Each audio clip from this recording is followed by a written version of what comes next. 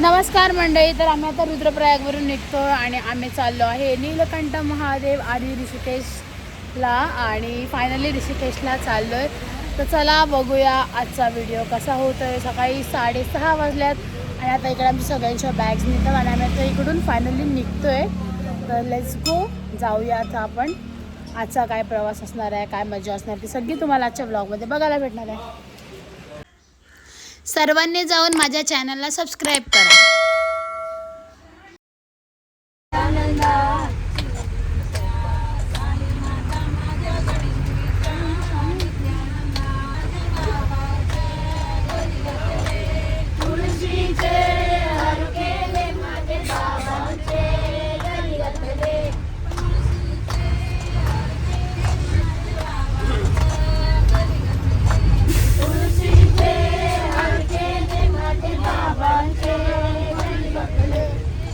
एक साथ गेला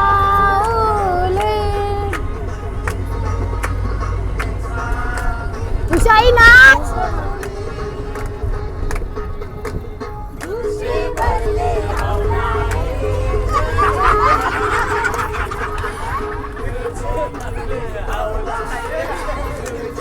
नाच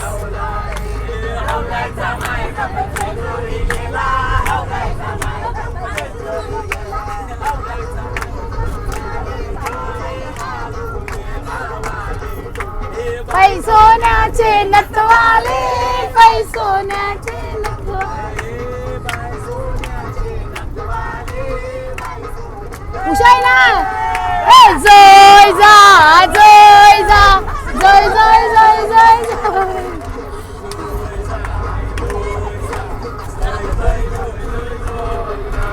खाली गुमरली को मुरली अरे सस्ता ऐसे को मुरले.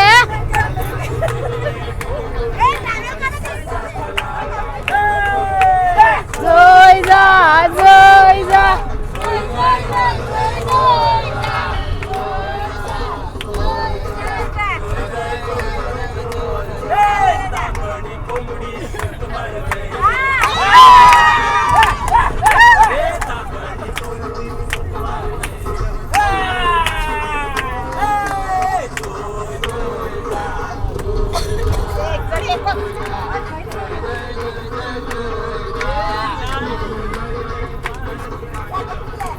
देवप्रयाग हे बघ, दोन नद्यांचं मिलन. दोन्ही नद्या वेगवेगळ्या दिसतात.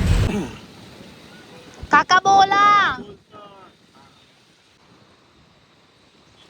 फायनली आम्ही देवप्रयागला आलोय आणि इकडून दोन्ही नद्यांचा संगम बघा किती सुंदर दिसतोय.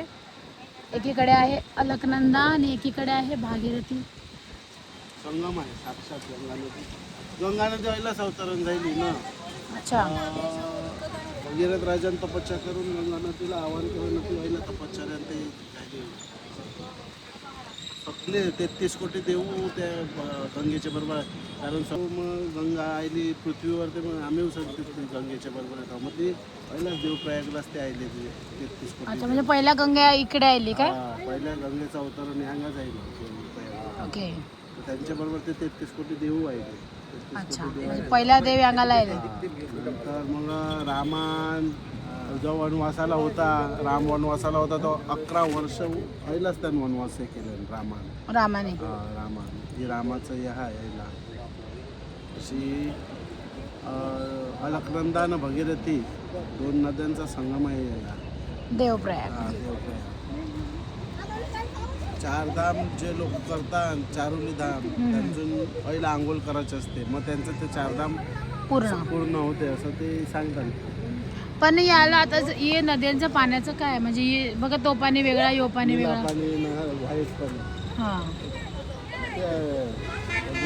यांना सासू सासर सास भाऊ सांगतात या नद्यांना. सास भाऊ. अच्छा. चंचलाने नद्या सास भाऊ बोलतात हे सांगता आमचे लोक, जे स्थायिक लोकांना ते सांगतात चंचल नद्याने. कव कव शांत असतात, कव धारण करतात.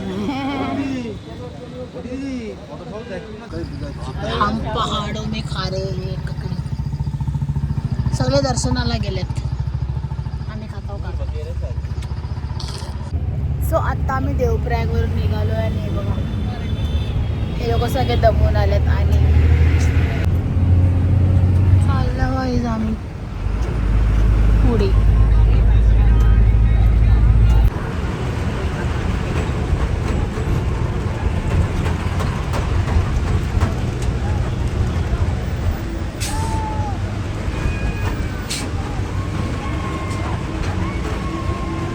सो गाईज आम्ही आलो आहे नीलकंठ नीलकंठेश्वर महादेव बघायला आणि जाम वरती आहे. आता बघा आता आम्हाला जाम चालायचं आहे. आता बघू आता चालशील ना बघा सगळ्यांची गँग आता हळूहळू सगळे मागं पण येतात. आम्ही निघलो बाबा चला लेट्स गो जाऊया. आता इकडून 1.5 किलोमीटरचा ट्रॅक आहे आम्हाला आणि 1.5 किलोमीटर चालायचं आहे. सो सगळेजण आता चालत सुटलेत बघा. दुसरी मंडळी आमची मागच आहे. फायनली पोचलो आम्ही नीलकंठ महादेवला. चला आता जाऊया पुढे पुढे पुढे पुढे. फायनली नीलकंठ मंदिर आलेलं आहे. असं गेट आहे. मम्मी आईला सांग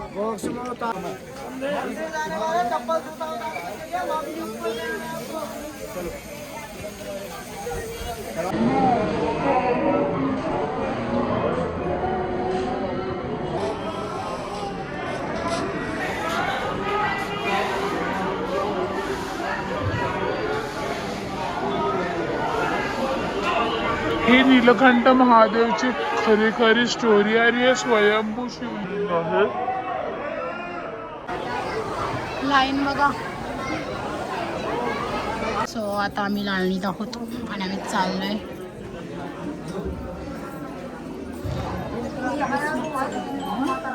सभी यात्री अपना जल का गिलास कैन खोल के हाथ में रख लें. गाईज आता आम्ही मंदिरात आता पोहोचू. हे बघा आता लगेच दर्शन पण होईल. चला जाऊया नीलकंठ महादेव. जरा मोबाईल यूज करायला असेल तर मी तुम्हाला दाखवेन की कसं आहे तिकडचं. तर नीलकंठ महादेव मंदिर आणि मस्त असं दर्शन पण झालं आमचं नीलकंठ महादेव मंदिराचं. आणि आजूबाजूचा परिसर तुम्ही बघू शकता. इकडे आहे सिद्ध समाधी मंदिर. म्हणजे मन्नत असं त्याचं धूपदिया इकडे जळवला जातो.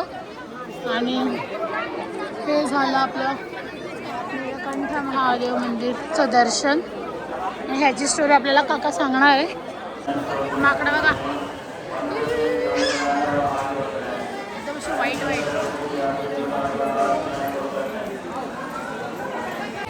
हर माल 10-20, हर माल 5 रुपयाचा माल.